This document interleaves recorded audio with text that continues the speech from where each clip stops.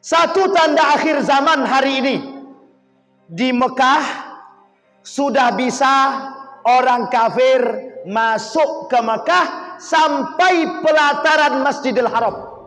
Ini Ustaz, sekarang ada orang kafir mata sipit sudah masuk ke pelataran Masjidil Haram. Pakaian-pakaian celana pendek orang Eropa datang ke Masjid Nabawi Madinatul Munawwarah pakai celana pendek perempuan.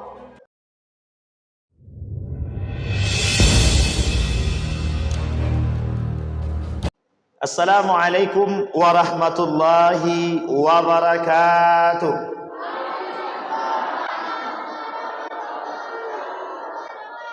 Alhamdulillahi rabbil alamin. Alhamdulillahilladzi an'ama bi ni'matil iman wal islam bihima tatimmus salihat. Asyhadu an la ilaha illallah wahdahu la syarika lah wa asyhadu anna Muhammadan abduhu wa rasuluh la nabiyya ba'd. Allahumma salli wa sallim wa barik ala hadzal nabiyil karim. Allahumma salli ala Muhammad wa ala ali Muhammad fil alamin innaka Hamidum Majid. Ya ayuhan nasu attaqu rabbakumul ladzi khalaqakum min nafsin wahidah wa khalaqa minha zawjaha wa batha minhuma rijalan katsiran wa nisaa'a wattaqullaha alladzi tasaaluna bihi wal arham innallaha kana 'alaikum raqiba. Wa qala Allah ta'ala ya ayyuhalladzina amanu taqullaha wa qulu qawlan sadida yuslih lakum a'malakum wa yaghfir lakum dzunubakum wa may yuti'illaha wa rasulahu faqad faza fawzan 'azima. Puji syukur kehadirat Allah dengan mengucapkan alhamdulillahirabbil alamin. Berselawat kepada Nabi dengan mengucapkan Allahumma shalli ala Muhammad wa ala ali Muhammad fil alamin innaka Hamidum Majid. Bapak Ibu sekalian yang berbahagia, bagaimana kabarnya? Sehat semua? Ibu-ibu sehat, ibu-ibu? Apa-apa sehat? Sehat kami Ustaz, karena bini kami di sini. Dia agak aman sedikit kan. Mudah-mudahan Allah limpahkan rahmat dan karunia-Nya kepada kita semua. Allah berkahi hidup kita, Allah jadikan rumah tangga sakinah mawaddah warahmah, anak-anak yang soleh dan solehah. Insyaallah kita semua husnul khatimah. Amin ya rabbal alamin. Baik Bapak Ibu sekalian yang berbahagia, malam hari ini Isra wal Mi'raj atau Isra dan Mi'raj. Dari sejarah Isra dan Mi'raj ini, saya kira Bapak Ibu setiap tahun mesti memperingati. Berapa umur masjid ini Pak Ketua? Pak Ketua, umur masjid sudah berapa? 26 tahun umur masjid. Bukan umur Pak Ketua. Umur Pak Ketua 26. Ini umur masjid. 6 masjid nih. 68. Lebih tua pula umur masjid dari saya lagi. Baik. Setiap tahun ada peringatan Isra dan Mi'raj. Setiap tahun ada peringatan Isra dan Mi'raj, Ibu. Baik. Berarti secara sejarah kalau 60 tahun belajar berarti sudah khatam. Betul ya, sudah khatam ya. Baik, nanti kita coba tanya. Kita buat kuis-kuis pertanyaan yang bisa jawab. Saya kira yang tua-tua nih udah bisa jawab insyaallah. Apalagi Bang Iwan ada pakarnya itu insyaallah. Baik Bapak Ibu sekalian yang berbahagia. Di dalam perjalanan Isra dan Mi'raj itu Bapak Ibu, dalam sejarah, kita kaji dulu dalam sejarah. Dalam sejarah perjalanan Isra dan Mi'raj itu pada tahun ke-10 kenabian. Tahun ke berapa? 10 kenabian. Ingat itu ya, 10 kenabian. Pada tahun ke-10 kenabian ini, di dalam literatur sejarah, Nabi mengalami kondisi yang kurang stabil. Kalau bahasa anak zaman Gen Z ini, atau Gen Alpha, galau. Tapi posisinya, ini mic-nya minta ampun bagus nih. Posisinya galau dengan sedih itu beda jauh. Anak sekarang kalau galau kemana perginya? Ke kamar menyendiri. Kalau Nabi, galaunya Nabi keluar tempat, cari tempat yang lain. Betul ya? Nah, nanti kita lihat sejarahnya. Nabi dalam kondisi sedih, Nabi berharap besar pada kelompok Bani Thaqif. Bani Thaqif yang ada di Taif. Harapan besar yang diharapkan oleh Nabi dari Taif itu, Bani Thaqif, kebahagiaan. Mampu menerima kedatangannya dengan kedatangan Nabi, tapi justru sebaliknya, dalam kesedihan yang mendalam, istri meninggal, paman meninggal. Dalam surat An-Nasr, Allah bilang begini, Alam nasrah laka sadrak wa wada'na anka wizrak alladhi anqadha zahrak wa rafa'na laka dhikrak fa idna ma'al usri yusra idna ma'al usri fa idza faraghta fansab wa ila rabb. Baik, kita ulang kalimat pertama. Kata Allah dalam kalimat pertama, Alam nasrah laka sadrak. Ini kita bedakan. Ketika Nabi Musa punya masalah, itu Allah tak langsung bersihkan hati dia. Dia perintahkan untuk datang kepada Allah mengadu. Baru Allah bersihkan, Allah sucikan. Tapi Nabi tidak begitu. Dalam keadaan galau, Allah kata, Alam nasrah laka sadrak. Muhammad, tidakkah kami sudah mengirim pertolongan kepadamu, kebahagiaan kepadamu, dan ketenangan yang kami berikan dalam hatimu. Jadi Nabi tidak perlu minta. Sedihnya Nabi, bahagianya Nabi tidak perlu minta. Nabi yang lain semuanya minta dulu. Ya Allah, tolong tenangkan hatiku, ditenangkan. Tapi kalau Nabi tidak. Bahkan Allah yang kata, kenapa engkau galau? Kenapa engkau sedih? Bukankah kami sudah melapangkan dadamu? Melapangkan dada di sini, kita kaji dalam sejarah. Ini diingat baik-baik. Nanti dalam pertanyaan muncul. Sebelum kita buat di akhir kuisnya, kita tanya sekarang. Kata Allah, Nabi hatinya sudah dibersihkan sebersih-bersihnya. Dalam pandangan para ulama, saya ambil dari karangan Syekh Najmuddin Al-Ghaitsi dan Imam As-Suyuti dan Ibnu Hajar Al-Asqalani, namanya Syaqqus Sadr. Syaqqus Sadri. Ingat-ingat. Apa namanya? Syaqqus Sadri. Bisa diulangi? 1, 2, 3. Apa artinya Bapak Ibu? Belah dada. Dibelah dada. Sekarang pertanyaan pertama muncul. Berapa kali Nabi dibelah dadanya? Yang bisa jawab boleh pulang duluan. Angkat tangan. Yang tahu berapa kali? 2 kali. Yang bilang 2 angkat tangan.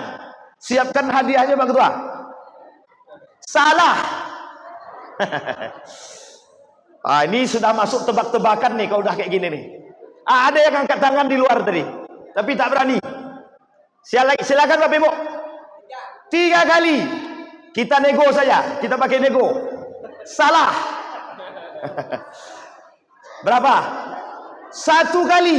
Salah. Oh berarti ini dah kayak main apa nih? Baik Bapak Ibu. Berapa Bu?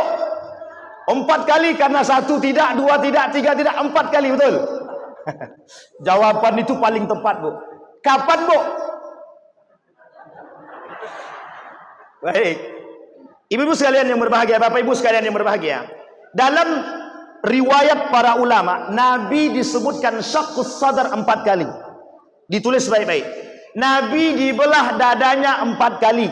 Berapa kali? 1, ketika Nabi berumur 4 tahun.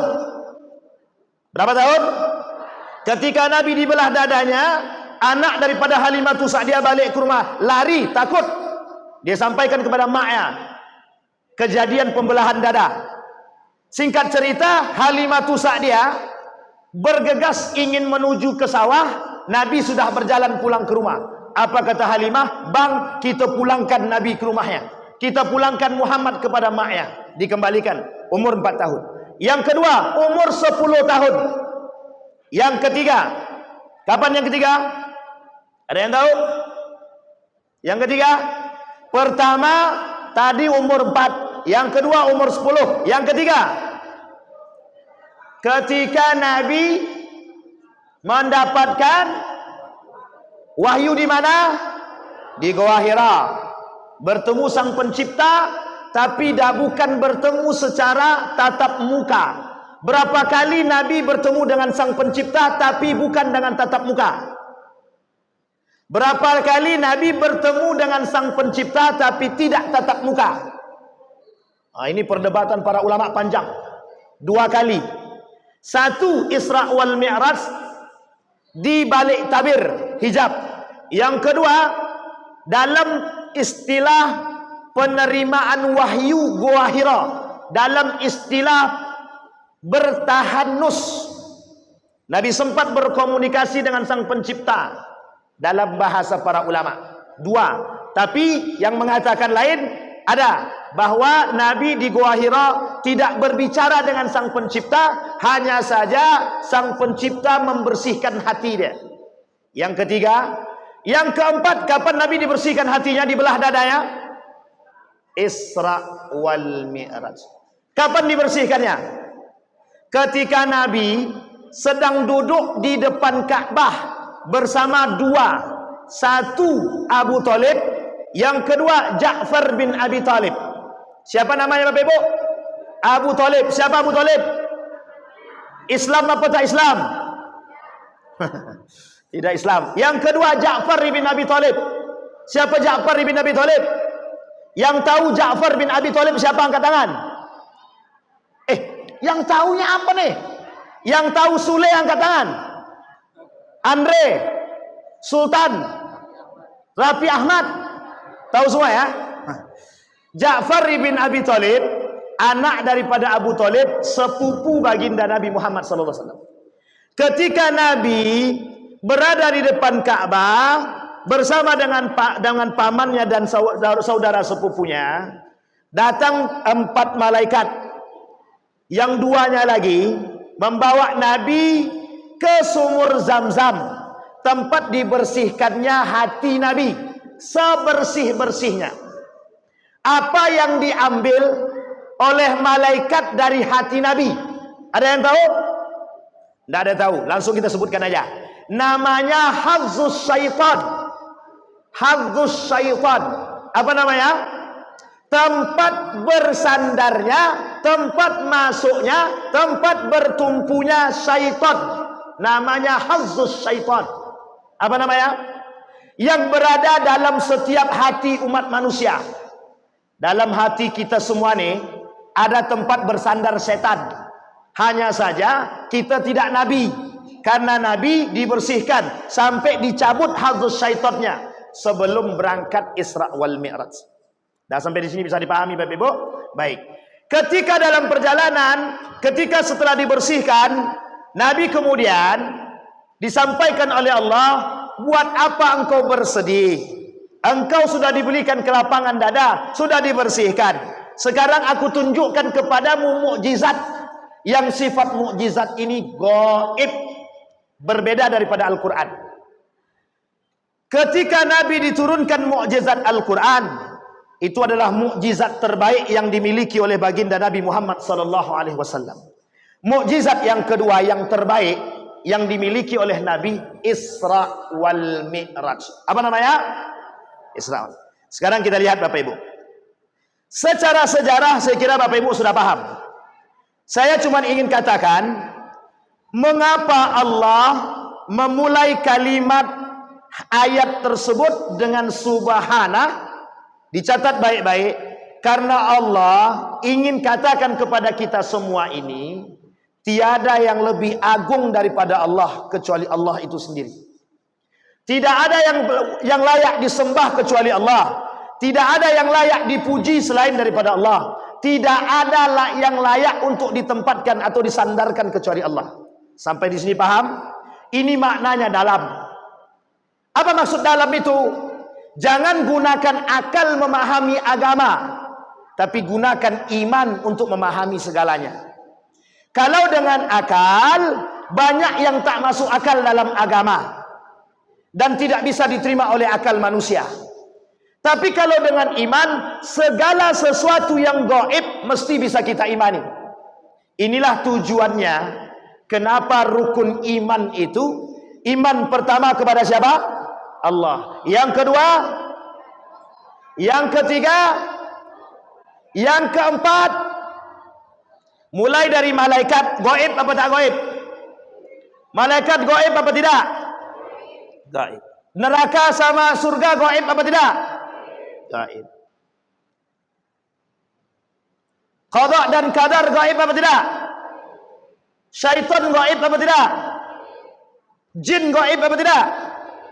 Jadi kalau ada orang yang tidak percaya dengan yang gaib, berarti dia sudah tidak ada rusak iman. Rukun iman, sebagian daripada rukun iman ada kegaibannya. Artinya yang diinginkan oleh Allah, tanamkan keyakinan bukan akal, tapi iman. Sampai di sini bisa dipahami? Baik, sekarang kita lihat. Karakter manusia hari ini lebih percaya kepada manusia daripada Allah. Manusia hari ini lebih percaya pada apa yang diterima oleh akal dan hawas panca indera ketimbang iman. Diisyaratkan dalam Isra dan Mi'raj. Ketika turun dalam Mi'rajnya, Nabi turun dari Mi'rajnya, yang percaya pada semua kejadian itu cuma satu, Abu Bakrin Siddiq. Sisanya mengingkari sejarah Isra dan Mi'raj. Sampai di sini bisa dipahami? Artinya, dari persentase umat muslim yang masuk Islam ketika itu, pada masa Nabi masih hidup, yang percaya dengan Isra dan Mi'raj hanya Abu Bakrin Siddiq. Sekarang kita lihat, ketika Islam sudah menjadi raja, sudah ternama di dunia, manusia kembali kepada Tuhan barunya, akal. Manusia kembali kepada Tuhan barunya, dunia. Manusia kembali kepada Tuhan barunya, harta, wanita, kekuasaan, jabatan, hawa nafsu. Akal, landasan semuanya akal. Kenapa kok bisa begitu? Karena sesuatu yang tidak masuk akal, sesuatu yang tidak bisa kami terima dengan akal sehat, maka akan kami tolak. Inilah alasannya kenapa Allah memulai ayat tersebut dengan kalimat Subhanalladzi. Iman dulu, baru pakai ini. Sesuatu yang tidak masuk akal, belum tentu sesuatu tersebut tidak bisa terjadi. Kalau Allah katakan kun fayakun, mungkin terjadi. Sangat mungkin terjadi. Yang kedua, Allah perjalankan Nabi. Ketika Allah memperjalankan baginda Nabi dari Masjidil Haram ke Masjidil Aqsa. Bapak Ibu perhatikan, kenapa Allah memperjalankan Nabi dari masjid ke masjid? Dari masjid ke masjid. Kenapa Allah tidak jalankan dari sumur Zam-Zam atau dari tempat yang lain, kebun kurma, kemudian padang pasir, masih banyak tempat yang lain. Kenapa Allah mulai dari Masjidil Haram, masjid, ke Masjidil Aqsa, masjid, dan berakhir juga di masjid? Pertanyaannya, mengapa Allah menggunakan kalimat masjid? Tahu Bapak Ibu alasannya? Satu, masjid makan lis sujud, tempat untuk sujud. Satu.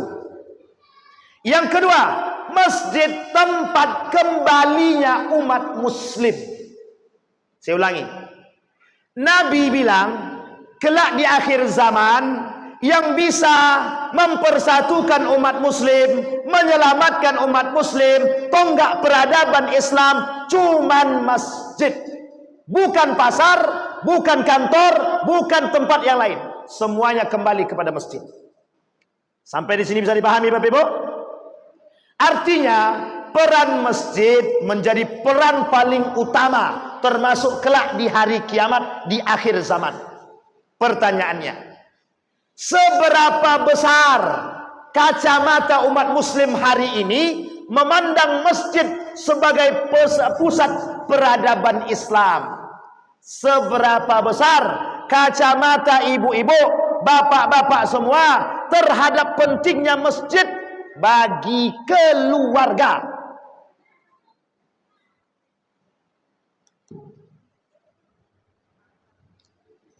Bagaimana Bapak Ibu? Aman? Seberapa besar, seberapa penting masjid bagi Bapak Ibu semua?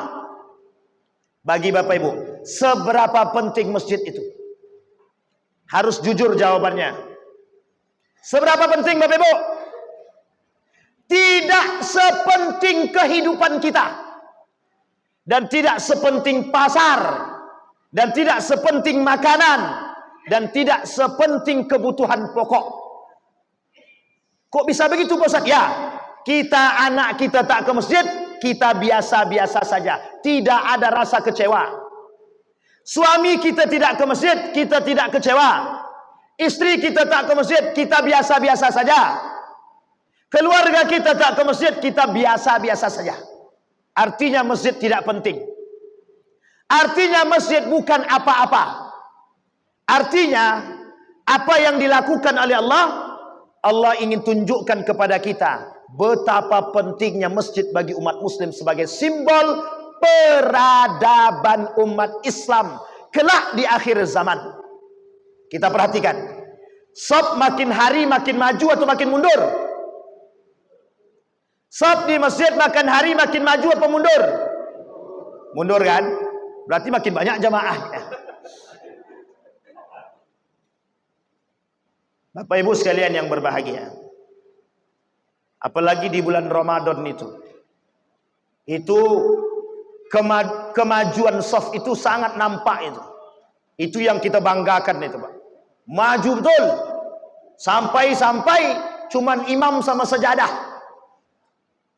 Bapak Ibu, kalau Bapak Ibu tidak punya perhatian terhadap generasi dan tidak mau punya andil untuk memaksa anak-anak dia ke masjid, nih Bapak Ibu ya, jangan mimpi masjid menjadi pusat peradaban.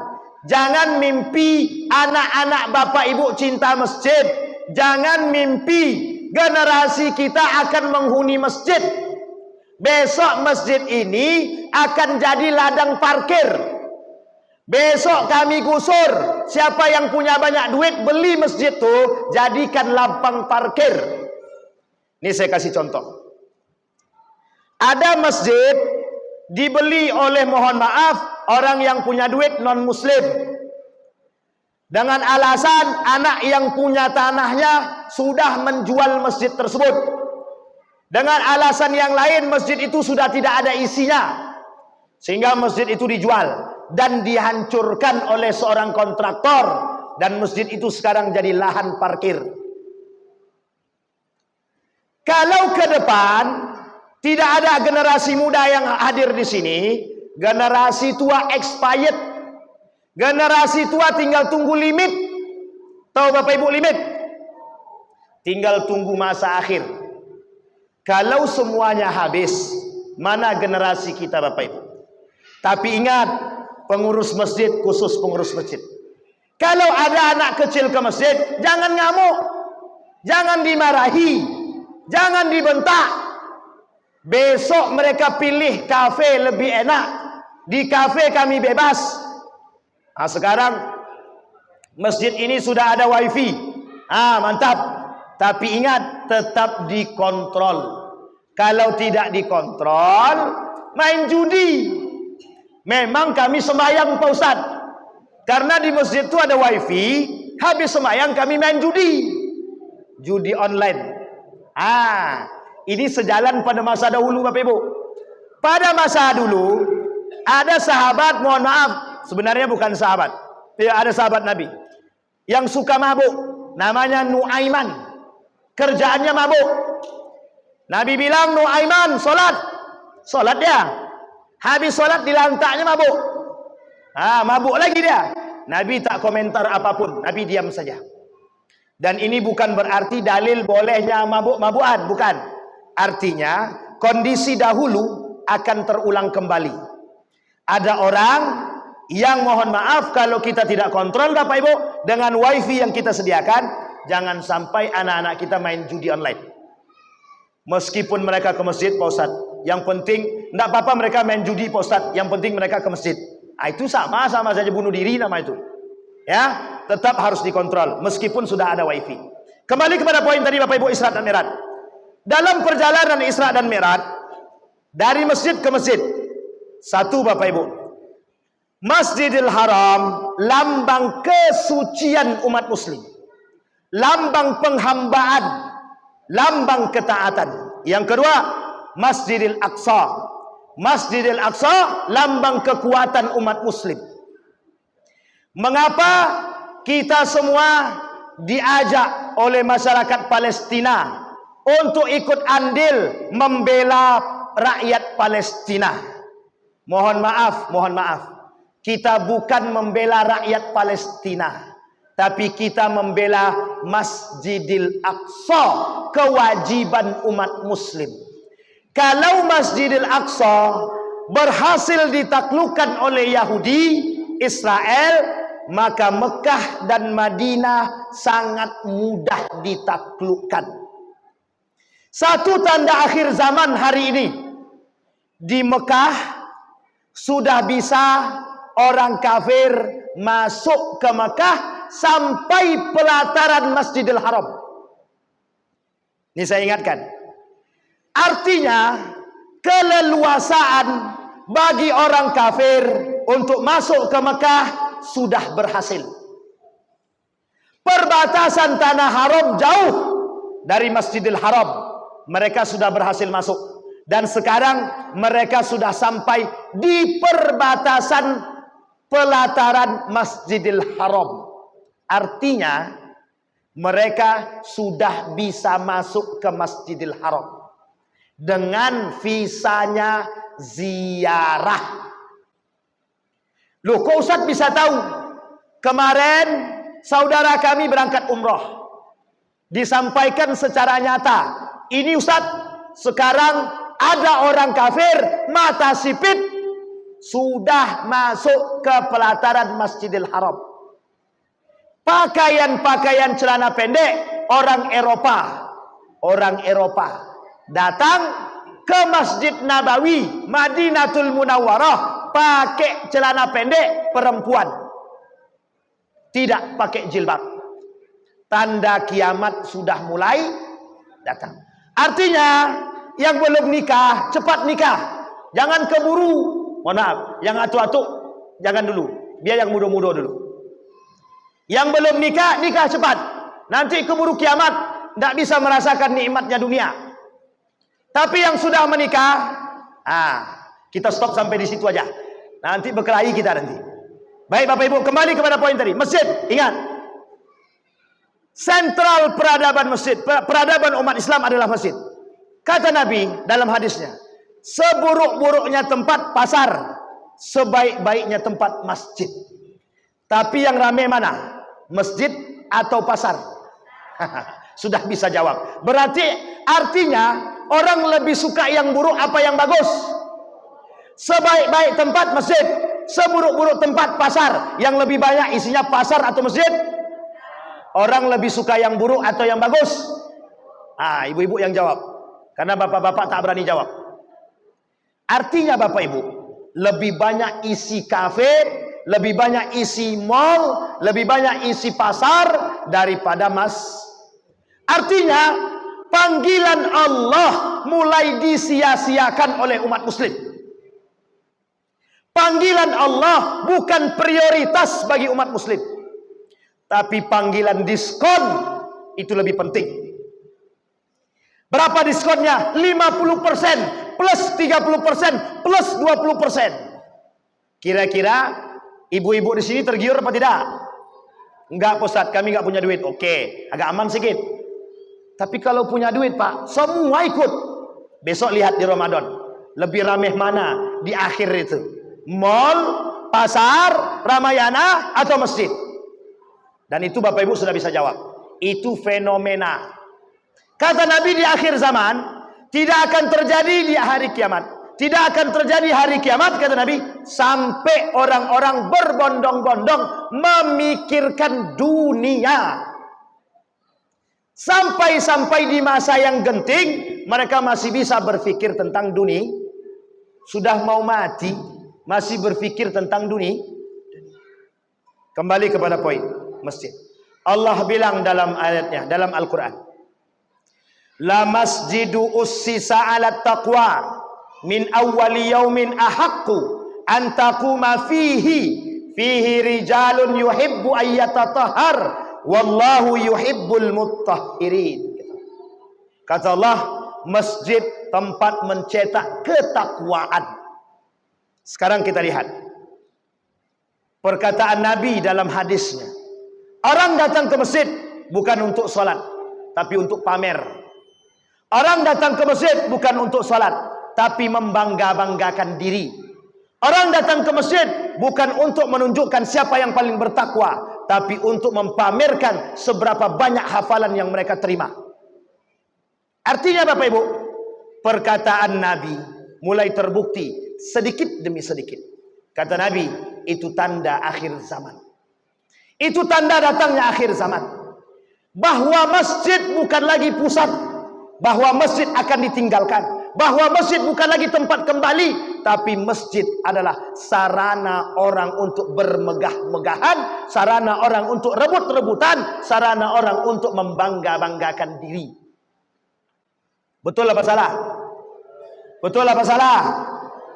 Kita lihat, ada pengurus masjid yang berkelahi gara-gara merebut ketua masjid. Tak ada duit masjid tu tak mau jadi ketua. Setelah nampak duit tu, semuanya, aku ketua masjid, aku. Banyak aku.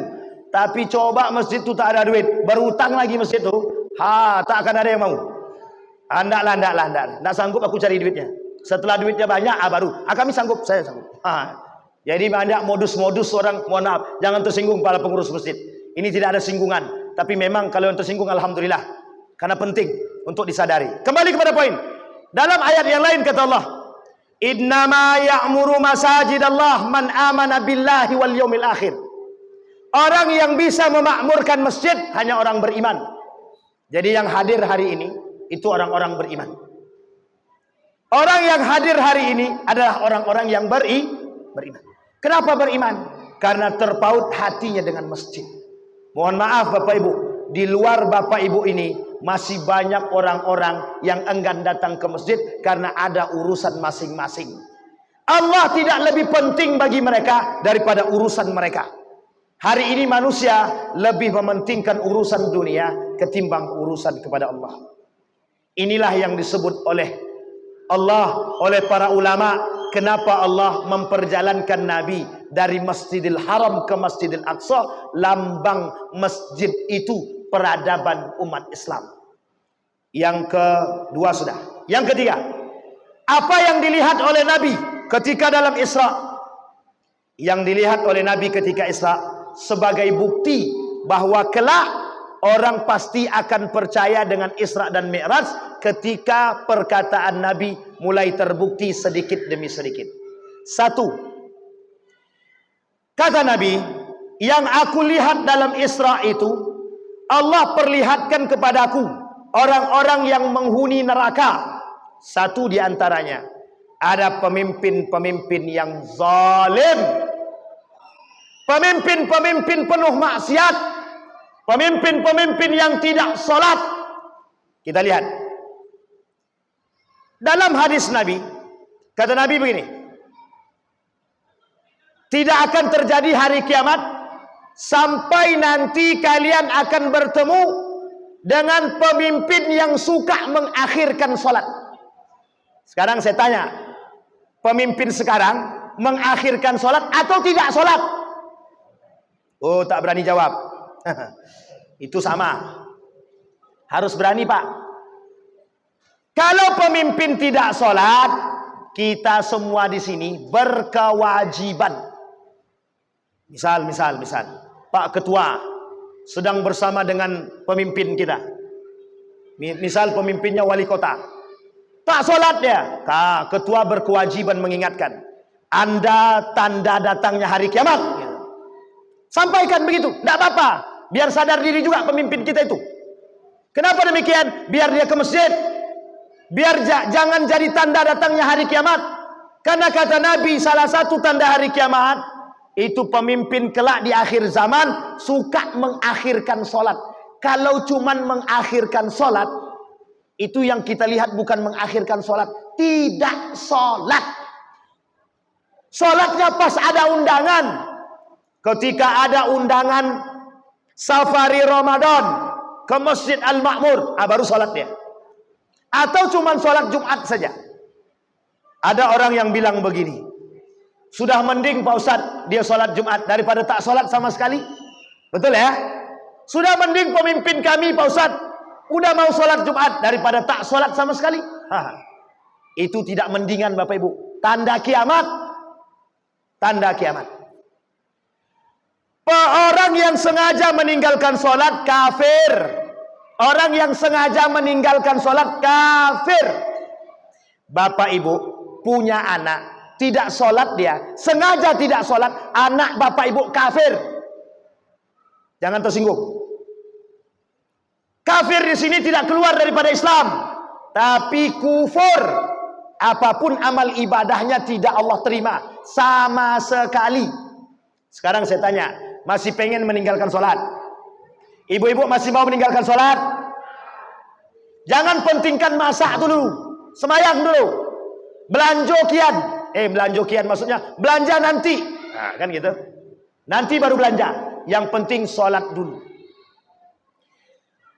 Bapak Ibu sekalian yang berbahagia, dalam persoalan sholat ini kata Nabi, kelak simpul yang pertama kali hilang di akhir zaman, yang terakhir hilang di akhir zaman, kata Nabi, simpul sholat.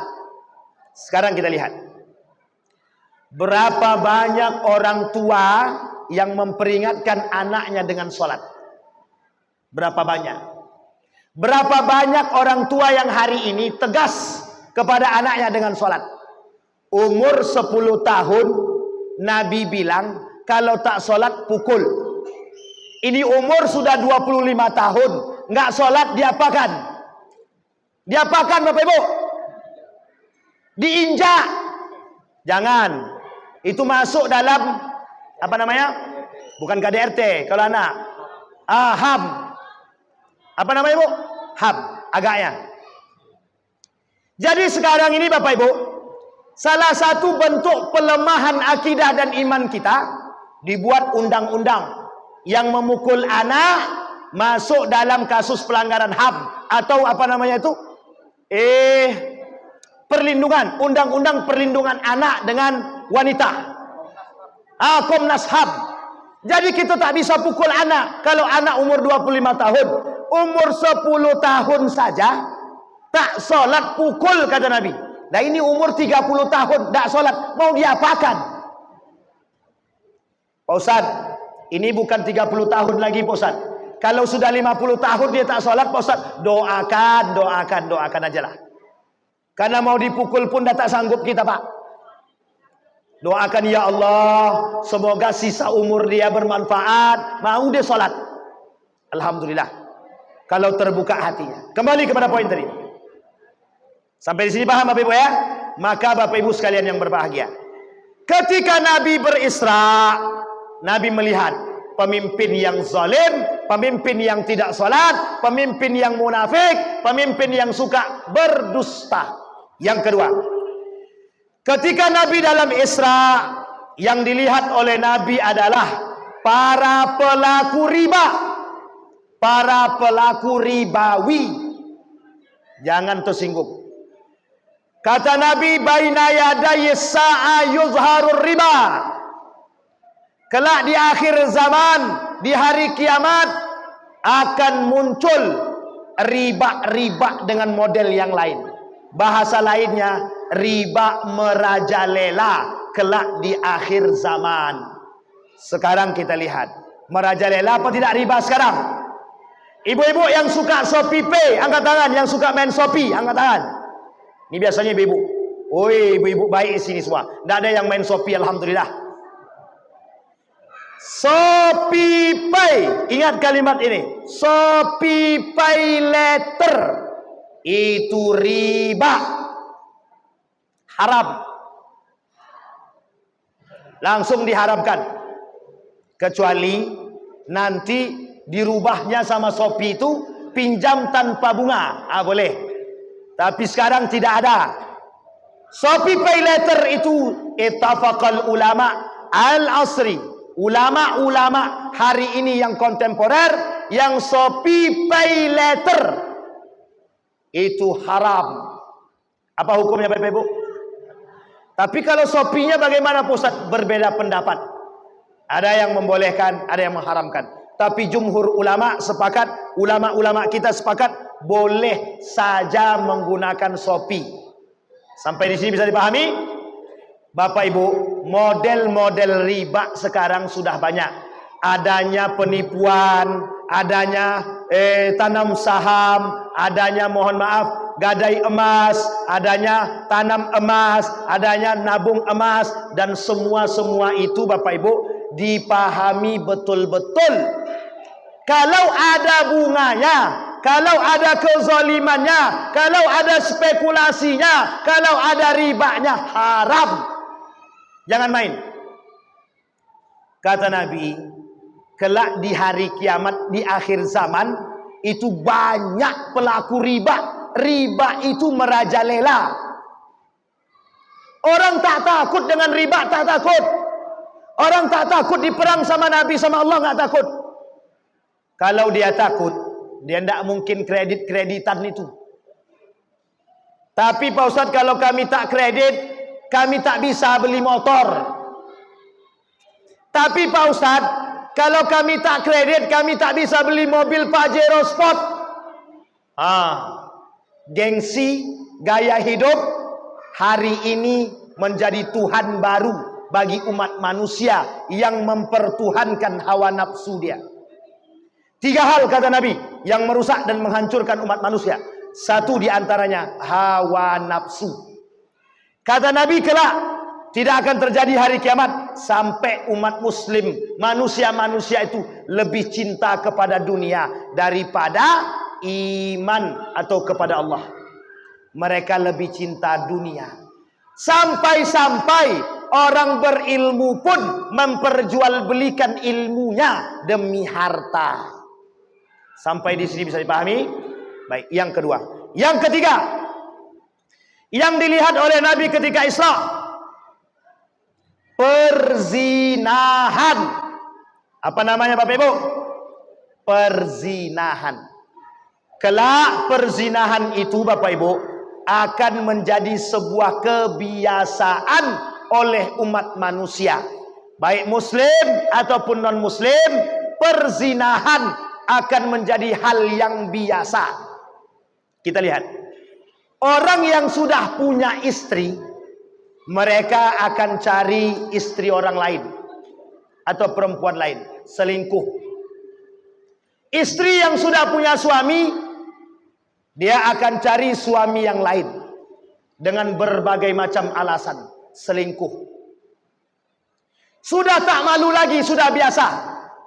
Ketika ditanya, kau pilih yang mana?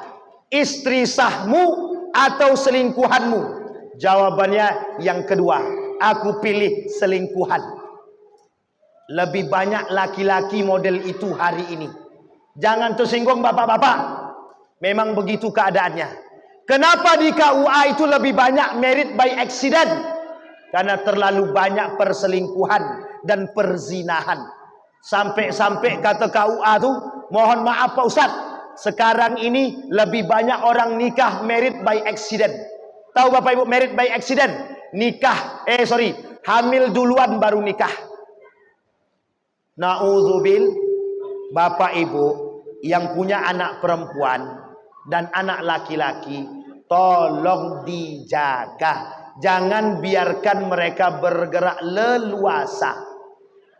Apa tak lagi bapak ibu yang punya anak laki-laki dan perempuan, jangan bolehkan mereka membonceng anak gadis orang yang bukan muhrimnya atau mahramnya.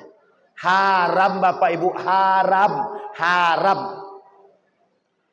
Semakin anak itu mendekat kepada kemaksiatan, selangkah bapak ibunya masuk ke dalam jurang neraka. Saya ulangi sekali lagi. Selangkah seorang anak menuju kemaksiatan, selangkah bapak ibunya masuk ke dalam neraka. Selangkah seorang istri keluar dari rumah tanpa hijab, selangkah seorang suami masuk ke dalam neraka. Selangkah seorang anak keluar dari rumah tanpa menutup aurat, baik celananya, baik rambutnya, baik semuanya, selangkah kedua orang tuanya masuk ke dalam neraka. Bapak ibu boleh tertawa dengan kondisi ini, tapi ingat, janji Allah pasti terjadi. Pasti Allah pasti akan kasih janjinya Allah kepada mereka yang melakukan kemaksiatan. Yang keempat. Ini sampai jam berapa ketua? Sampai subuh. Oke. Siap Bapak Ibu sampai subuh? Tidak siap dong. Kita sepakati Bapak Ibu. Berapa menit lagi? Sudah selesai? Cukup? Cukup? Oh belum. Kita sepakati berapa menit? Kalau bisa jangan lama-lama. Kita sepakati sampai jam 10 kurang 20 menit. Berarti tersisa 5 menit lagi. Oke? Sepakat? 10 kurang 20 kan panjang tuh Pak. Jadi biar dibahasakan 10 dulu kan begitu. Baik Bapak Ibu. Nah Bapak Ibu sekalian yang berbahagia, kembali kepada poin tadi Bapak Ibu. Nah sekarang perhatikan Bapak Ibu. Ketika Nabi berbicara tentang persoalan yang dilihat, yang dipandang oleh Nabi ketika Isra. Ini belum Mi'rajnya Bapak Ibu, belum Mi'raj. Baru Isra'nya diperlihatkan oleh Allah dalam bentuk seperti yang kita sampaikan tadi. Jika perkataan Nabi terbukti, itulah yang kemudian menjadi logika dan bukti bagi orang yang tidak beriman atas kebenaran perkataan baginda Nabi Muhammad sallallahu alaihi wasallam. Bapak Ibu perhatikan. Nabi berbicara tentang Dajjal. Nabi berbicara tentang Dajjal. Ketika Nabi berbicara tentang Dajjal, orang-orang yang menyerupai Dajjal bermunculan. Ada 3 manusia yang hampir mirip dengan Dajjal pada masa Nabi masih hidup, karena sifat karakter dustanya. Saking pendustanya Bapak Ibu, sampai-sampai Umar bin Khattab bilang, itu Dajjal yang sesungguhnya. Disampaikan kepada Nabi, Nabi, itu si anu itu Dajjal. Kata Nabi, aku pun ragu. Cuman sudah sangat berdusta, sudah sangat pemongak. Jadi Bapak Ibu, muncul hadis Nabi. Kata Nabi, kelak di akhir zaman akan muncul dajjaluna kadzabun. Apa kata Nabi? Orang-orang yang menyerupai Dajjal. Manusia sifatnya seperti Dajjal. Seperti apa Bapak Ibu? Apa sifat Dajjal itu? 1, panduto. Apa namanya Bapak Ibu? Sekarang saya tanya, siapa di antara Bapak Ibu hari ini yang tidak pernah berdusta sama sekali, angkat tangan. Yang tidak pernah berdusta sama sekali, angkat tangan. Ah, ini saya ada angkat tangan nih. Ada Bapak Ibu yang tidak pernah berbohong sama sekali? Sekarang saya lihatin karakteristiknya. Berarti kita semua ini Dajjal Pak Ustaz. Ibu-ibu bapak aja lah, saya tak usah. Saya kembalikan Bapak Ibu, lihat, perhatikan baik-baik. Perhatikan baik-baik. Dajjaluna kadzabun. Salah satu karakter Dajjal itu pendusta. pendusta, pendusta, pendusta, pendusta. Lihat hadis Nabi. Ra'suz dzunubi al-kadzib. Bapak dari segala dosa, bohong, dusta. Itulah alasan kenapa orang berdusta itu adalah manusia munafik. Yang manusia munafik ini Bapak Ibu, salah satu di antara 7 pengikut Dajjal. Jadi ada 7 pengikut Dajjal. Satu di antaranya pendusta, orang-orang munafik. Siapa mereka? Yang kedua, pengikut Dajjal, orang yang tidak sholat dan suka mengakhirkan sholat. Karena orang yang sholat di akhir waktu munafik, dan munafik pengikut Dajjal. Sekarang saya tanya, ada enggak Bapak Ibu lihat orang-orang yang sholatnya di akhir waktu? Ada? Tapi jangan katakan dia Dajjal, jangan katakan munafik, jangan katakan dia pengikut Dajjal, tapi nasihati dia. Yang sudah sadar, yang sudah mendengarkan malam hari ini, itulah kesalahannya Bapak Ibu. Harusnya jangan dengarkan. Jadi kalau kita tak tahu kan maklum, ma'fu anhu kata Allah. Tapi kalau kita sudah tahu dan sudah jelas kita tidak melakukan, maka kita fasik. Apa namanya Bapak Ibu? Fasik. Tahu fasik Bapak Ibu? Fasik itu tahu dia wajib tapi dia tak jalankan. Tahu dia sholat 5 waktu itu harus tepat waktu tapi dia tak jalankan. Itu namanya fasik. Kalau munafik, tahu dia sholat itu wajib tapi dia katakan sholat itu tidak wajib. Nah, ada lagi karakter orang munafik. Ada orang yang suka main-main dalam sholatnya. Salah satu poin utama, penjaga utama, salah satu pemeran utama, salah satu simbol utama dalam Isra dan Mi'raj cuma satu, sholat. Kenapa kok sholat yang diambil oleh Nabi? Kenapa kok Nabi turun bawa sholat? Dari sekian banyak dosa yang Nabi lihat, baik di surga pahala maupun dosa yang di neraka, yang karakter-karakternya dilihat oleh Nabi bisa dihapus dengan sholat. Orang pemain riba, kalau rajin dia sholat, benar sholatnya, hilang ribanya. Orang peminum khamar, benar sholatnya, benar wuduknya, maka dia pasti bisa meninggalkan minuman khamar. Orang yang tidak berakhlak, orang yang suka korupsi, suka mencaci, suka memaki, kalau benar sholatnya, dia tidak akan mencaci, tidak akan memaki. Ini alasan mengapa simbolik daripada Isra dan Mi'raj itu adalah sholat. Bapak Ibu berpuasa, tidak puasa, tidak zakat, tidak kemudian berbuat baik, itu Bapak Ibu hitungannya belakangan. Tapi kalau Bapak Ibu tidak sholat, semua amal ibadah Bapak Ibu kata Nabi tidak ada gunanya. Penghuni neraka jahanam. Dalam ayat yang lain, penghuni neraka sakar, malakum fi sakar, lam nakum minal musallin, walam nakum nud'ilmul mitkin. Kenapa kalian masuk neraka sakar? Kami tak solat, kami tidak memberi makan anak yatim orang miskin. Lihat poin utamanya, meninggalkan solat. Jadi kalau Bapak Ibu tidak punya perhatian dengan anak, dengan suami, dengan istri, mohon maaf, Bapak Ibu tidak akan bersama di dalam surga bersama mereka. Tidak akan bersama. Dan ingat Bapak Ibu sekalian yang berbahagia, pertanggungjawabannya besar. Orang tua yang tidak mengingatkan anaknya sholat, pengkhianat di hadapan Allah dan Rasulnya. Allah katakan, orang tua yang tidak memberikan pendidikan sholat, akidah, tauhid kepada anaknya, mereka telah berkhianat kepada Allah dan Rasulnya. Sampai di sini bisa dipahami Bapak Ibu? Bisa dipahami? Penting apa tidak sholat?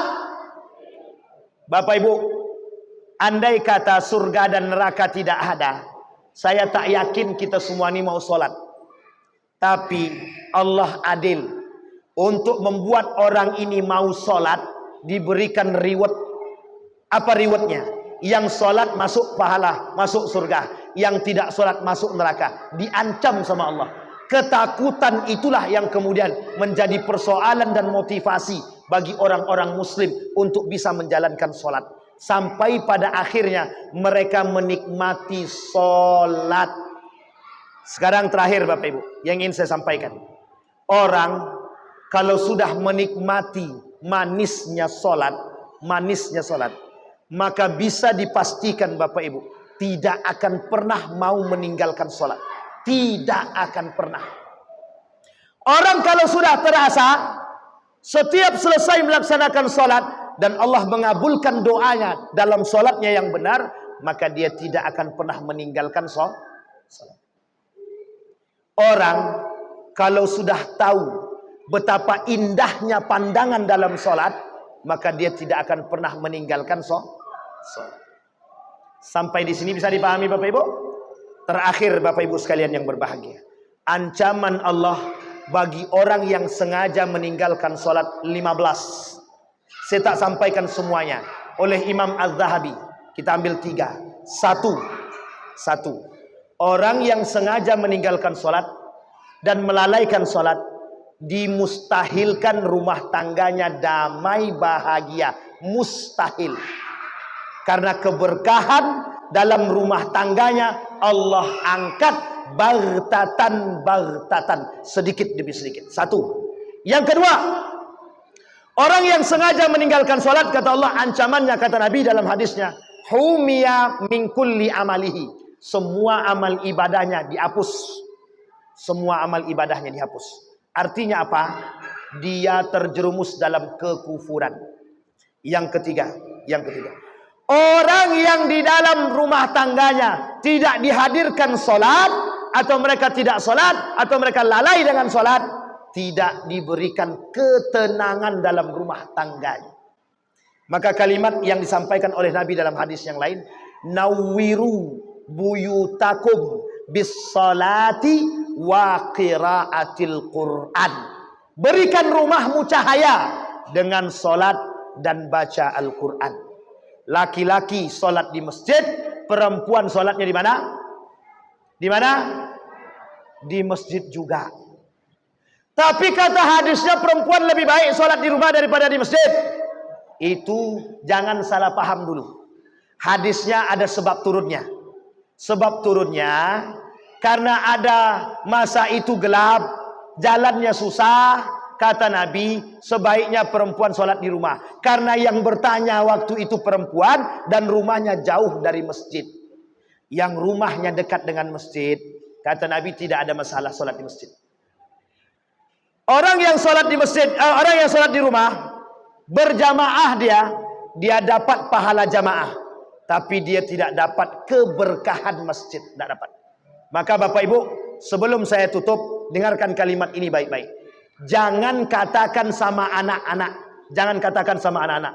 Yang penting engkau sholat. Salah. Kalimat ini salah. Yang benar, ini kalimat ini yang benar. Yang penting engkau sholat di masjid.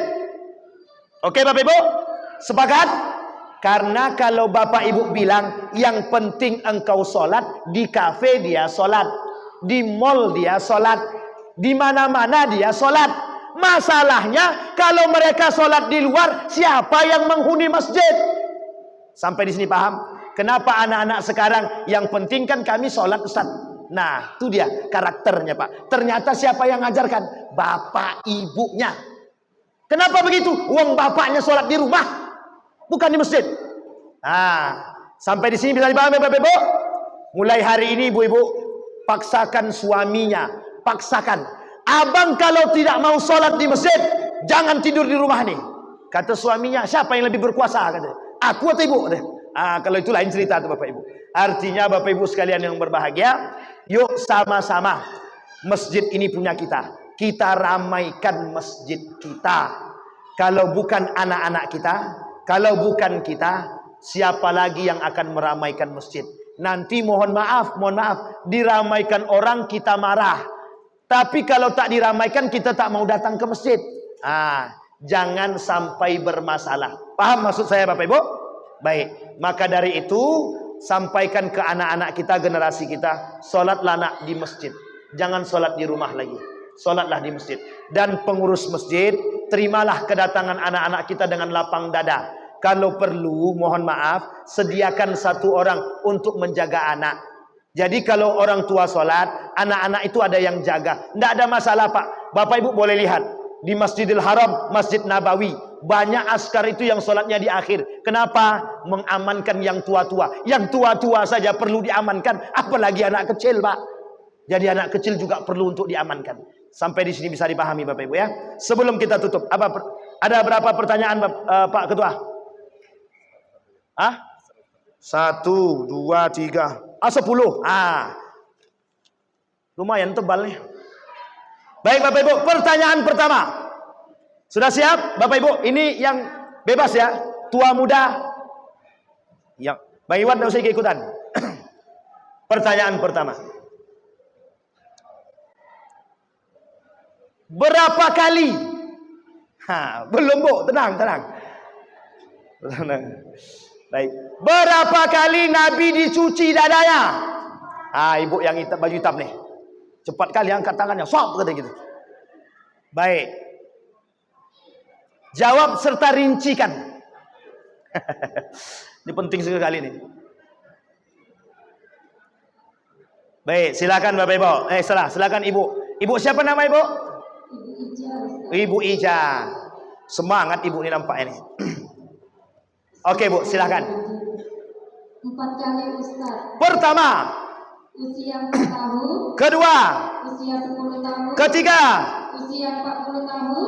keempat, Usia 53 tahun. Masya Allah. Betul apa salah? Masya Allah. Ini bukan cari Google kan Bu? Perasaan saya tak ada ngomong umur tadi. Oh mantap. Baik, alhamdulillah ada yang nulis. Ini langsung dikasih atau gimana? Silakan Abang. Terima kasih Bang. Pertanyaan kedua, halal Bu, halal insyaallah.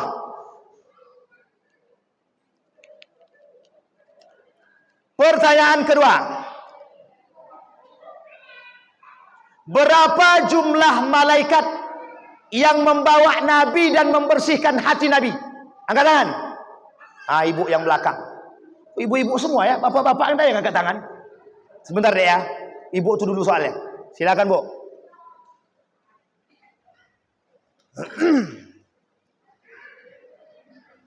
Baik.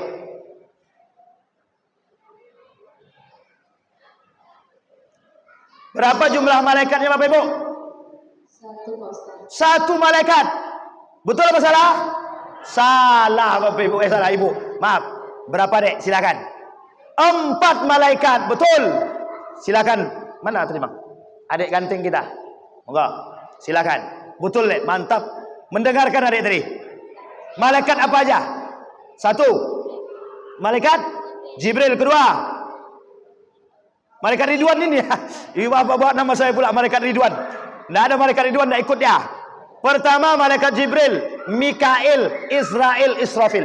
Ada 3. Ada 4, maaf. Baik, pertanyaan ketiga.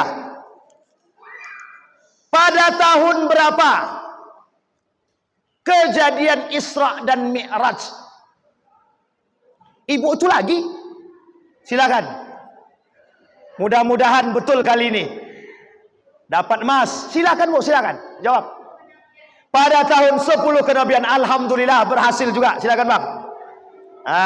Yang sudah tak boleh angkat tangan lagi. Sekarang khusus bapak-bapak. Dari tadi tak ada bapak-bapak angkat tangan. Bapak